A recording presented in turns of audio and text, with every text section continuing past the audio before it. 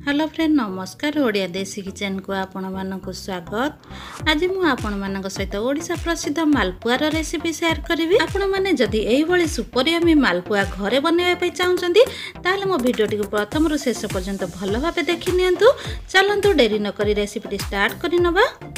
प्रथमे मु गोटे बड़ बाउल रे 2 गिना मैदा नेछि।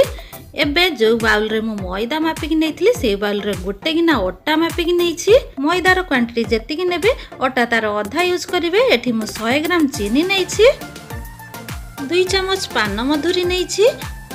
एबे एई सब सामग्री को नै मालपुआर गोटे घोल प्रस्तुत करनेबी। सेति पई गैस रे गोटे जागा बसै नेछि। एबे सेतिरे 100 ग्राम चीनी ऐड करि नउछि, गोटे कप पानी ऐड करि नउछि।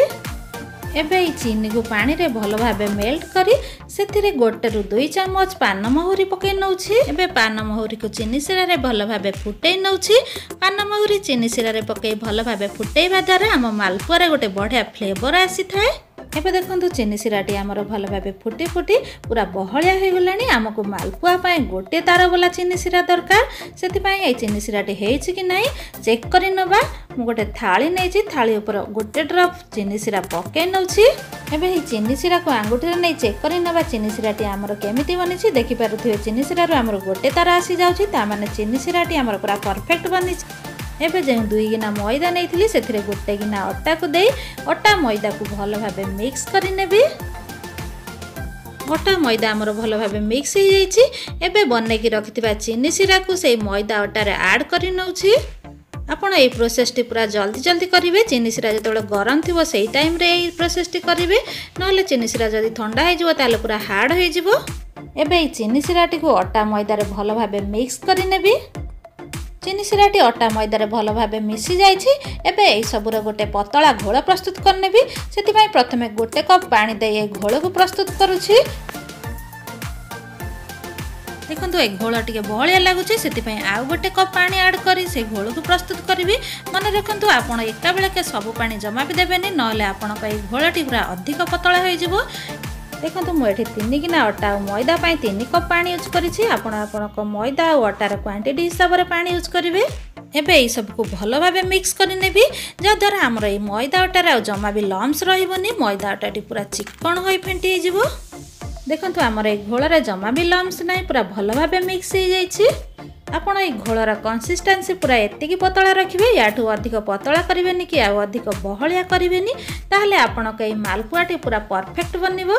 एबे ई मालपुआर घोलटी को कवर बंद करी 2 घंटा पई रेस्ट पई रखि नउछि, जा द्वारा मालपुआर घोलटी भलो भाबे फुली जिवो। घोलटी रेस्ट करिया भितरे मु चीनी सिरा प्रस्तुत करनेबी। सेति पई गोटे जागा रे 100 ग्राम चीनी ऐड करि नउछि। एबे सेथिरे 2 कप पानी ऐड करी ए चीनी सिराटी प्रस्तुत करनेबी। देखि पारुथिबे चीनी हमर पानी सहित भलो भाबे मेल्ट हो जाइछि। ए चीनी सिराटी को आमे पतला रखिबा, बेसी बहलिया करिबानी। जस्ट खाली चीनी सिरा रे टिके अठालिया अंश आसिला परे आमे ए चीनी सिरा को बंद करि नबा। देखि पारुथिबे चीनी सिराटी हमर केमिति अठालिया धरु जमा भी तारा बनुनी। ए स्टेज रे आमे चीनी सिरा को बंद करि नबा। एबे देखंतु मालपुआर घोलटी को रेस्ट करिवार 2 घंटा हो जाइछि। मालपुआर घोलटी हमर टिके बहलिया हो जाइछि, सेति पई सेतिरे आउ हाफ कप पानी ऐड करी घोल को आउ टिके पतला करि नेबी। एबे देखंतु घोलटी हमर मालपुआ बनेया पई पूरा परफेक्ट बनिछि। मालपुआ को टिके अधिक टेस्टी बनेबा पई ए घोल रे किछि भजा बादाम को फाळ करी पकै नउछि। एबे ए सब को भलो भाबे मिक्स करि नेबी। एबे ए घोलटी मालपुआ बनेया पई पूरा रेडी हो जाइछि। एबे गैस रे गोटे पैन बसई सेतिरे किछि रिफाइन तेल गरम करि नैछि। एबे मालपुआ गुडी को छाणी नेबी। सेति पई मु गोटे छोट साइज रो गिना नेछि। ए गिना रे माप करी मु 2 चम्मच मालपुआ रो घोल देई दउछि। एमिति माप करी बनेबा द्वारा हमर मालपुआ गुडी को सब समान साइज रो बनि थाए। एबे ए मालपुआ रो घोल को मु डायरेक्ट तेल रे देई दउछि। मने रखंतु ए मालपुआ गुडी को छाणीला बेले गैस रो फ्लेम को लो टू मीडियम फ्लेम रे रखि छाणीबे। जदि हाई फ्लेम रे रखिबे ताले आपन को मालपुआ गुडी को जळि जिवो। मालपुआर घोलटी को तेल रे देई साला परे ताको जमा भी स्प्रेड करिवेनी, से तार निजे निजे स्प्रेड हेबो। आ जेतेबेले ऊपर को भासीबा को लागिवो सेतेबेले जाई लेउटेबे। जल्दी लेउटे देले ताहा भांगी जिवो। देखंतु मोर एठी मालपुआटी भासीबा को लागिलानी। एबे मु ए मालपुआटी को लेउटे नउछि। मालपुआटी को 2 ରୁ 3 मिनिट ओलट पालट करी छाणीबा परे देखंतु मालपुआर कलर केमति गोल्डन ब्राउन देखा जाउछि। मालपुआटी हमर पूरा परफेक्ट छाणी हेछि। एबे ए मालपुआ को तेलरू बाहर करी ताकू गरम गरम चीनी सिरा रे पकई नउछि। मन रखु चीनी सिरा टिके गरम थिबा अवस्था रे मालपुआ को आपण चीनी सिरा रे पकेबे ताहले जाई मालपुआटी चीनी सिरा को भलो भाबे सोक करि नबो। देखंतु मु ओलट पालट कर चीनी सिरा रे मालपुआ को भलो भाबे भिजै नैछि। मन रखु ए मालपुआटी को गरम चीनी सिरा रे 1 मिनिट पय भलो भाबे भिजै नेबे। तापर जाई मालपुआ को बाहर करिवे। देखंतु मोर एठी मालपुआटी भलो भाबे भिजि जाइछि। एबे ए मालपुआ को मोटे प्लेट को बाहर करि नउछि। देखि पारुथिबे मालपुआटी केते यम्मी आ कलरफुल बनिछि। एबे सेम प्रोसेस रे आउ गोटे मालपुआ छाणी नउछि।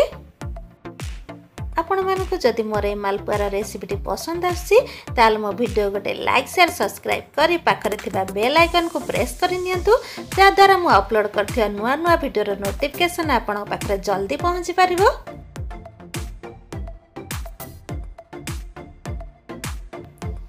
एबे देखंतु मोर दुईटी जाक मालपुआ बनिकी रेडी हो जाइछि। एबे सेम प्रोसेस रे मु सब मालपुआ गुडी को बनै नेबी। देखंतु मु एटी सेम प्रोसेस रे सब मालपुआ गुडी को बनै नैछि। मालपुआ गुडी को हमर पूरा यम्मी और टेस्टी बनिछि। आपण माने एही प्रोसेस रे मालपुआर रेसिपीटी को घरे थारे निश्चित ट्राई करंतु। ए रेसिपीटी आपण मानको केमिति लागला आपण को अनुभूति मो सहित निश्चित शेयर करंतु। मो पुणी गोटे नुआ रेसिपी सहित आसीबी। से पर्यंत रहिली नमस्कार।